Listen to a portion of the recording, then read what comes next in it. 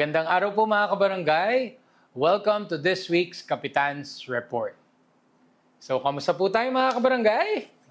Wish everyone, last week, halos isang buong linggo ng work and class suspensions ang naranasan natin. And itong mga nakaraang araw, at least nakikita na natin ng haring araw. Pero tulad niyan, meron pa rin tayong mga binabantayan na banta ng bagyo na maaring pumasyal sa ating bansa. So overall, syempre, ingat pa rin tayo, paghandaan pa rin natin. At syempre, ano ba mga kaganapan sa ating barangay? Kahit na may work suspension, busy pa rin tayo. At punong-puno pa rin ng mga ganap dito sa ating barangay. So unang-una dyan, syempre, ang Barangay San Antonio ay binisita ng isang delegasyon mula sa bansang Japan. So sila ay mula sa Tokyo Metropolitan Government, sa Tokyo Fire Department, of course yung kanilang tour manager, yung nagta-translate para sa kanila, at syempre ang MMDA, yan ang kanilang host talaga dito sa ating bansa, sa kanilang pagpasyal. So nakakatuwa, at tayo ang only barangay na napili na pasyalan. Pumasyal sila sa iba't ibang ahensya ng pamahalaan, mula sa BFP, sa mga iba pang LGUs also, particular sa city level. So sa community level, sa barangay, BSA ang napili. So nakakatuwa dahil ang kanilang pagpasyal ay patungkol syempre sa disaster preparedness and disaster management. So nagkaroon ng magandang talakayan, sharing of best practices. At ang pinaka nakakatuwa sa kanilang naibahagi sa atin na ginagawa rin nila sa kanilang bansa ay ang pagsasagawa ng mga fire and evacuation drills. Tuloy-tuloy daw ang kanilang mga fire and evacuation drills. So natuwa din naman sila nung ibinahagi din natin na dito sa ating barangay ay tuloy-tuloy din ang natin na ginagawa itong mga pag-iensayo na ito. Pati yung paggamit ng fire extinguisher, nasabi nila. Dahil nga raw sa kanilang bansa, 80% daw ng mga fire incidents napapatay ng fire extinguisher.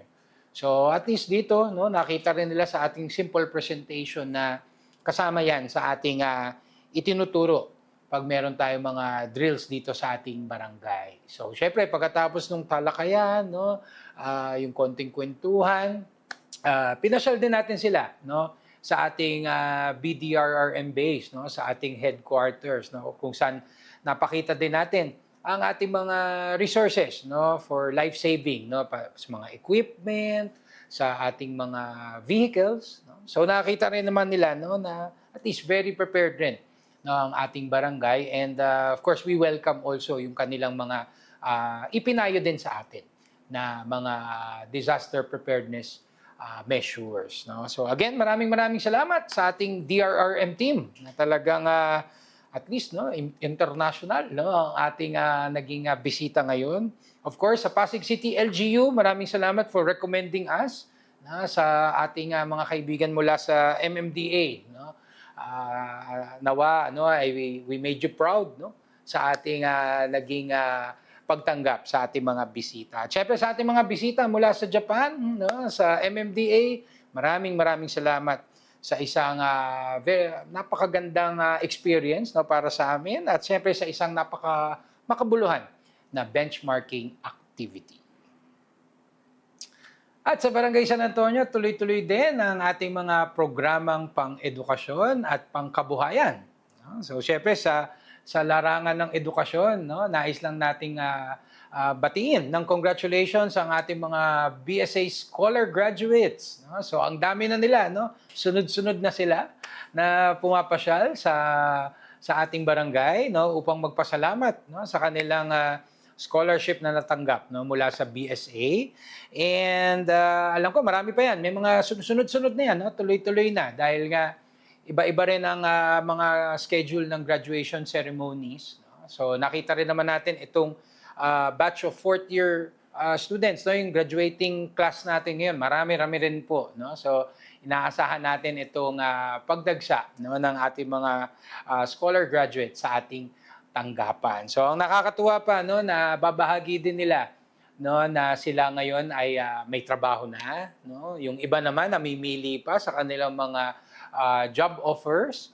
And yung iba naman ay nagpe-prepare, no, para sa kanilang mga licensure exam. So talagang nakaka-proud ang ating mga scholars, no. So galingan nyo, no, at syempre we wish you all the best, no, dito sa panibagong yugto ng inyong buhay bilang mga working professionals. At syempre pagdating naman sa programang pangkabuhayan, no, tuloy-tuloy po ang ating mga kolaborasyon, no, kasama ang iba't ibang ahensya ng pamahalaan. At nakakatuwa, no, na sa ating barangay, no, meron pa ring merong nahahandugan, no, na mga livelihood programs na ito, no. Nagiging beneficiary sila ng mga programa pong ito, no. So of course, magsimula tayo sa national government, no, ang TUPAD program, no. So tuloy-tuloy po para sa ating mga kabarangay, no. Ito po ay in collaboration with the Department of Labor and Employment. At syempre pagdating naman sa mga local employment programs, no, ng ating Pasig City LGU, no, nandiyan ang Sipag-asa program, no, para sa mga seniors and PWDs. At syempre ang Kaagapay program, no, which is the localized version of TUPAD, no. So short-term employment program lamang siya, pero kahit maikli, sabi nga namin, no, kahit temporary lamang, no, malaking tulong po ang naibibigay nito para sa ating mga kabarangay. So again, maraming salamat sa ating mga collaborators, no, pagdating sa ating livelihood programs at syempre sa ating Committee on Livelihood and Employment.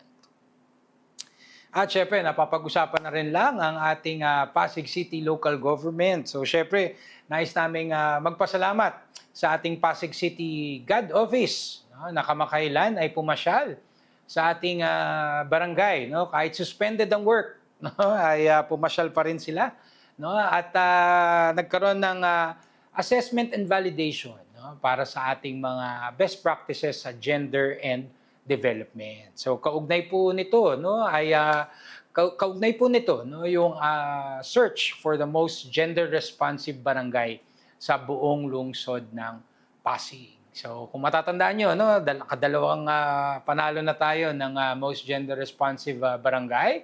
At sana, no, this year, no, sana palarin pa rin tayo, no? So syempre best efforts naman, no, tayo dito sa BSA. So we do appreciate the inputs, no, yung mga ilang pahabol pa natin ng mga documents, no, yung mga compliances. No? So again, ang aking pagpapasalamat sa ating BSA GAD team sa inyong hard work, no, talagang napakasipag. So syempre sa ating mga evaluators din, no, ng Pasig City Local Government, no, maraming salamat sa inyong patuloy na paggabay, no, sa amin para maging gender responsive, no, o patuloy na maging gender responsive ang Barangay San Antonio. At syempre, no, ito na nga, patapos na ang buwan ng Agosto, no, at of course, pag ganyan, ating isinasagawa na ang ating mga monthly sustainable programs, no. So syempre, happening today, no, ang ating BSA Pray and Play program, our monthly youth camp, na kung saan patuloy nating binibigyan ng daan, no, ang na mahandugan ng values formation activities, personal interaction, no, ang ating mga batang San Antonio, no. So syempre, ako'y nagpapasalamat din sa BICF, sa Bagong Ilog Christian Fellowship for continuing to collaborate with us, no, hindi lamang dito sa ating Pray and Play, kundi pati sa ating mga programa para sa scholars, sa ating workforce, no. Maraming salamat sa inyo. At syempre sa ating BADAC team, no, na talagang matyagang sinusustain itong ating monthly Pray and Play program. And of course, this coming Saturday, no, back-to-back events din po tayo sa Barangay San Antonio. Of course, ang ating Basura to Ayuda program, our Bayanihan Waste Management program dito sa ating komunidad. No? So, from 8 a.m. to 11 a.m. po yan. Siyempre sa Garnet Road pa rin, no? Dating location natin. Across mega plaza, no, condominium. So ihanda na po natin, no, ang ating mga recyclable wastes, no. Of course, yung paper waste yan, sigurado. Dumog na naman tayo sa mga paper waste. Of course, ang used cooking oil, no, tumatanggap na po tayo. Ilang mga e-waste, no, yung mga electronic waste, at syempre, no, yung ating mga bokashid food waste. So syempre meron din tayong drop-off points, no, dito sa ating urban garden. No? So yung mga hindi na ho makakapunta sa Garnet Road, pwede pa rin naman, no, dito sa ating urban garden. So magkita-kita po tayo this coming Saturday para sa ating Basura to Ayuda program.